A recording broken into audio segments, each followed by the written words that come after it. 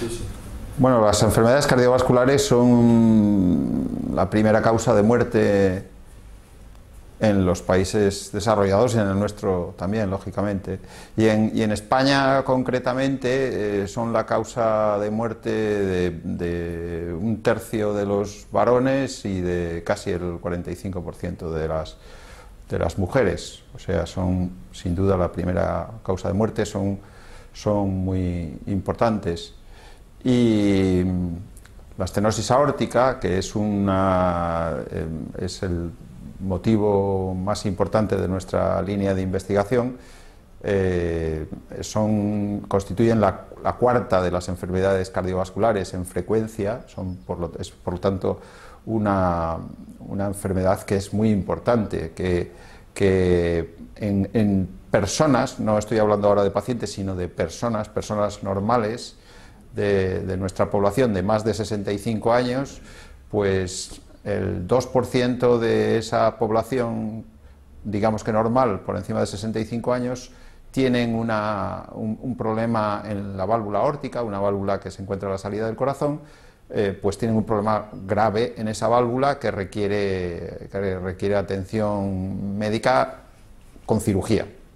La estenosis aórtica es lo primero que hay que decir es que la válvula aórtica es una válvula que se encuentra a la salida del corazón y su función es la válvula aórtica, las válvulas del corazón, hay 4 válvulas en el corazón, las válvulas del corazón tienen una función similar a la de una ventana o una puerta, tienen que facilitar el paso de sangre en un sentido y en sentido contrario tienen que cerrar, tienen que impedir el reflujo de sangre.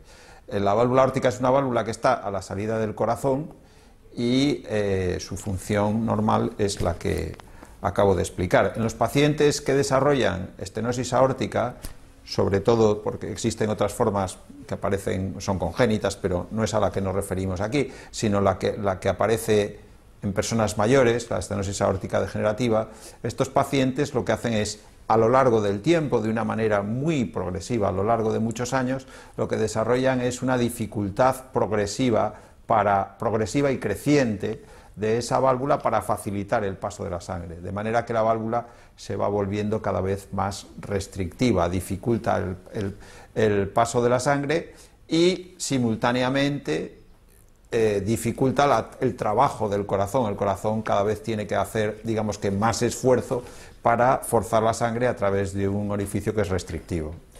O sea, que en términos vulgares, estenosis es estrechez. Es una enfermedad, como digo, es la enfermedad de las válvulas cardíacas que con mayor frecuencia se da en la población adulta y la que con mayor frecuencia requiere tratamiento con cirugía.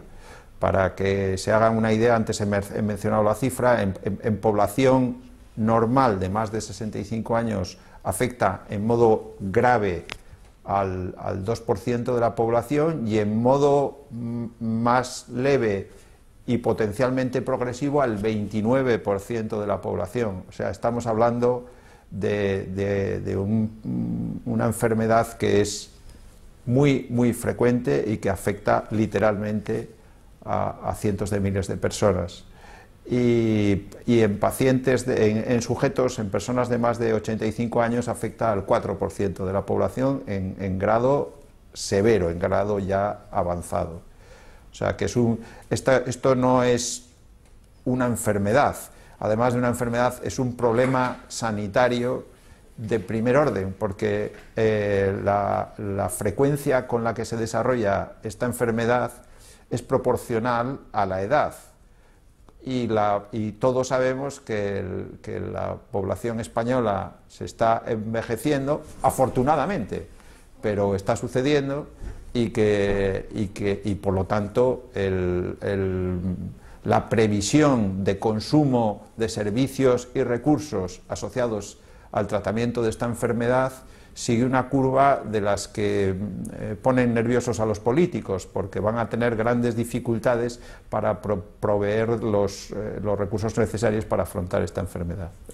La aparición la etiología concreta de esta enfermedad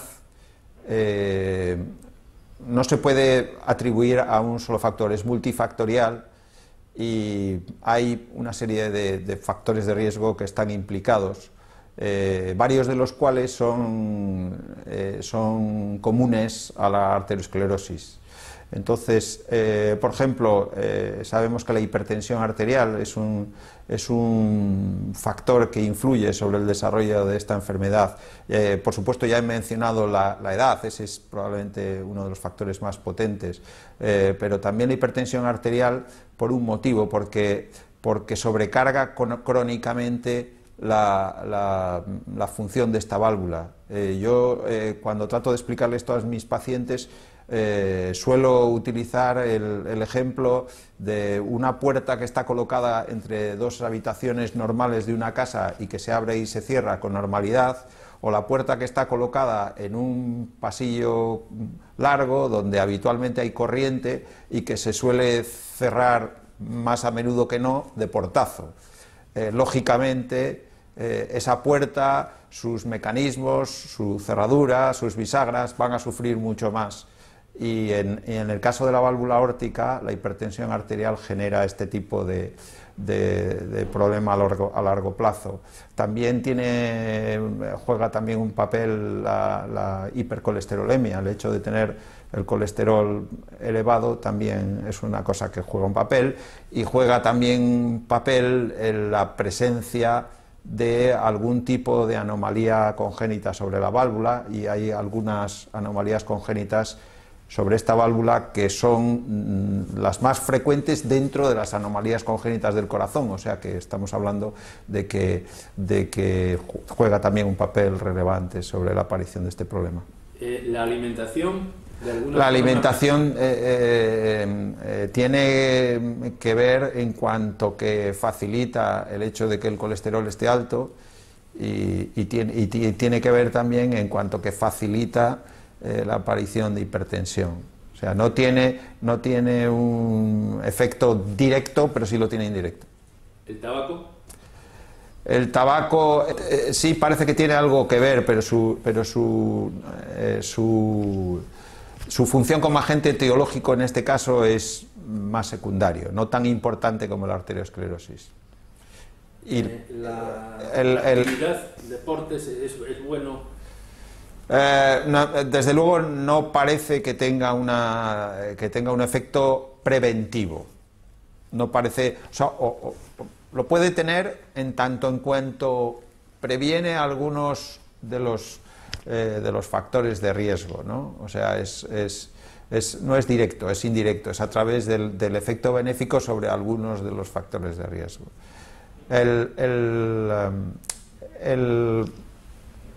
La consecuencia mecánica de que la válvula aórtica esté estrecha es que, como he mencionado antes, el corazón tiene que afrontar en cada latido un trabajo excesivo. Tiene que generar mucha más presión para poder forzar la sangre a través de una válvula que es pequeña. Eso genera en el corazón una reacción de adaptación por la que el corazón aumenta el espesor de sus paredes. En estos pacientes yo siempre digo que si les cortáramos cada año el corazón y lo pesáramos en una báscula, pues veríamos que el corazón va aumentando su peso a lo largo del tiempo, y esto lo hace porque aumenta el espesor de sus paredes. Es un mecanismo que es una solución de compromiso, y como todas las soluciones de compromiso, pues uno obtiene algo a expensas de ceder algo. De hecho, los sujetos sanos no tienen el corazón con las paredes gruesas. ¿Eso quiere decir? ¿Qué quiere decir? Que no es la situación ideal. O sea, estos pacientes, asociado a ese aumento del espesor de los paredes, tienen que pagar, digamos que una cierta cuota de riesgos. ¿Y en qué se traducen esos riesgos? Pues esos riesgos se traducen en diferentes problemas: mayor probabilidad de evolucionar hacia insuficiencia cardíaca, mayor probabilidad de tener arritmias, un balance de riego del propio miocardio peor, porque aumenta la masa, pero no aumenta el riego en proporción a esa pared, con lo cual está relativamente falta de riego. Son una serie de consecuencias que forman parte de eso que he explicado, de la solución de compromiso. Y nosotros no disponemos de fármacos con los que podamos actuar directamente sobre ese aumento del espesor de las paredes, de manera que nos permita conseguir el balance más favorable para el enfermo. O sea, la cantidad, la severidad del desarrollo de ese aumento del espesor no tenemos ningún control sobre ella. Para que nosotros podamos desarrollar fármacos que nos permitan ejercer ese control sobre el engrosamiento de las paredes, necesitamos conocer los detalles moleculares por el que el fenómeno tiene lugar, y ese es el objeto de nuestra línea de investigación. Esa línea de investigación no solo tiene aplicación en cuanto a modular el engrosamiento de las paredes mientras el paciente está desarrollando la enfermedad, sino también después de la cirugía. Si nosotros cambiamos sustituimos la válvula que el paciente tiene enferma, lógicamente el corazón tendería a reducir el espesor de las paredes y acercarse pues a la normalidad. Esto es un proceso que no es inmediato, lleva tiempo, pero si nosotros hemos desarrollado fármacos que nos permitan, digamos, que controlar el espesor de las paredes, podríamos ayudar a la recuperación del paciente. Y ese es un aspecto que naturalmente nos interesa mucho. Para poder estudiar todos estos fenómenos, nosotros hemos desarrollado un proyecto que, digamos, que tiene tres brazos o tres patas. Por un lado, estudiamos lo que sucede en los pacientes que tienen esta enfermedad, estudiamos el proceso en un modelo experimental que hemos desarrollado en ratones que reproduce las circunstancias, la situación que se da en los pacientes, y también hacemos experimentos en cultivos celulares, integrando la información de esos tres brazos, de esas tres patas. Llevamos a cabo nuestra investigación, es lo que se llama investigación translacional. En esta línea de investigación, a mí me llama mucho la atención el hecho de trabajar con el corazón de los ratones. Sí. ¿No es excesivamente pequeño para poder ver? Mire, aquí tengo un molde de un animal, sí. Al que le hemos estrechado la aorta. Como esto no tenemos una escala al tiempo simultánea, pero esta aorta mide 1,2 milímetros aproximadamente, y nosotros hemos desarrollado un método que nos permite estrecharla, pero de manera controlada. O sea, que nosotros podemos estrechar esta aorta de manera controlada en un porcentaje del diámetro que estipulemos, 50%, el 60%, el 65%, el 70%, el que queremos. Ya sé que esto no es complicado y no es sencillo, sí, desde luego no es sencillo, pero se puede hacer, y se puede hacer de manera controlada. Esta línea de investigación es para desarrollar, estoy pensando en voz alta, medicamentos para después de cambiar la válvula. Bien, no, tendrían aplicación antes de y después de. Por un lado, ¿por qué? Porque hay pacientes, si uno mira los pacientes que tienen este tipo de problema, hay pacientes que tienen una estrechez muy grave de la enfermedad, y cuando son operados, sin embargo, prácticamente no tienen aumento del espesor de las paredes, y hay otros pacientes que tienen un aumento brutal del espesor de las paredes. Los humanos, esto se aplica a todos los fenómenos de comportamiento biológico.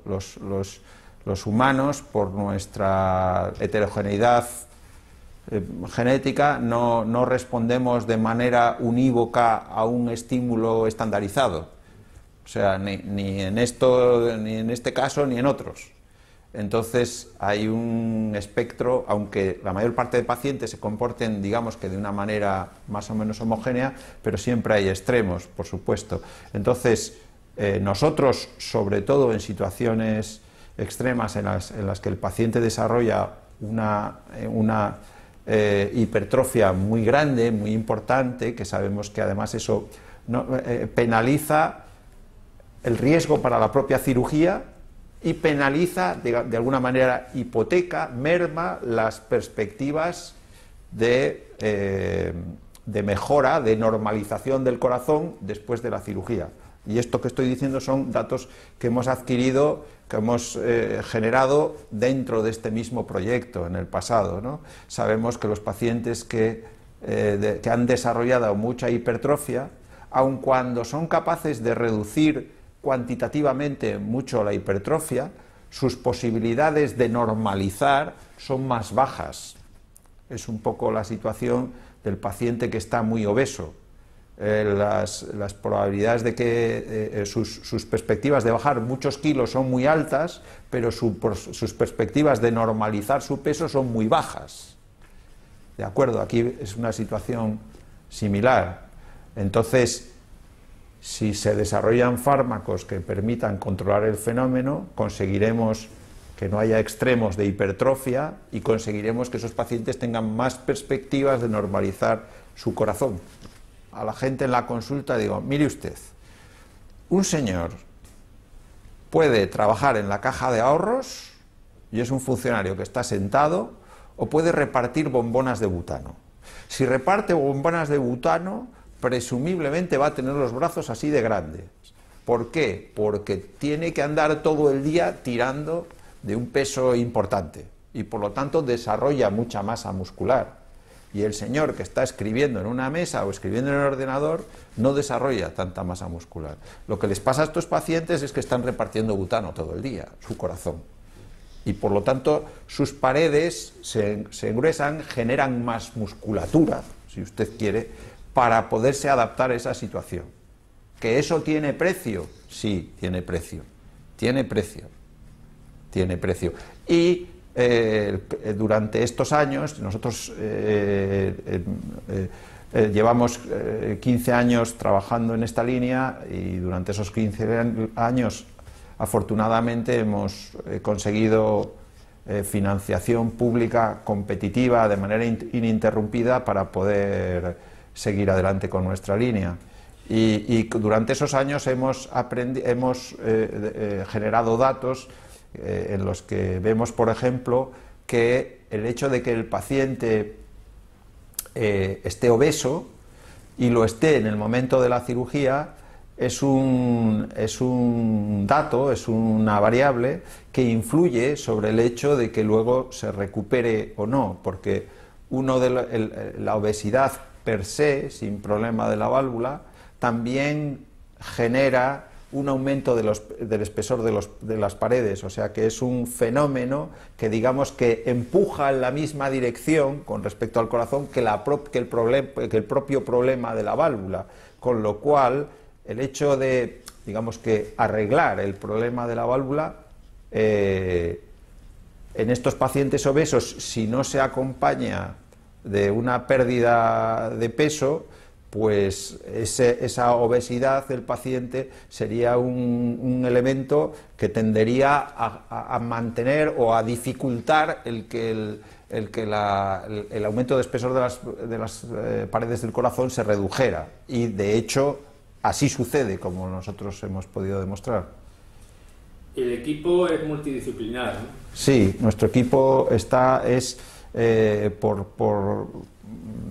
precisamente por necesidades de nuestro propio abordaje, que hemos hablado de un abordaje en el que están implicados por un lado pacientes, pero por otro lado también estrategias de abordaje experimental con animales o con cultivos celulares. Todo eso hace que se requieran por un lado, investigadores básicos, personas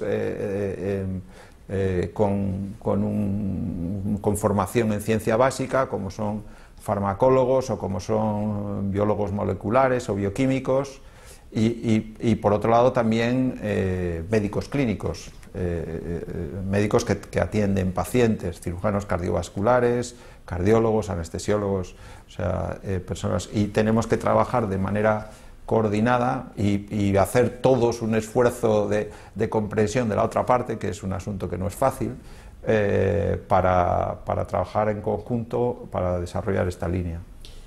¿Qué diferencia hay entre cirujanos cardiovasculares y cardiólogos? Los cardiólogos son los médicos que están especializados en las enfermedades del corazón y que diagnostican y tratan médicamente, tratan con fármacos las enfermedades del corazón.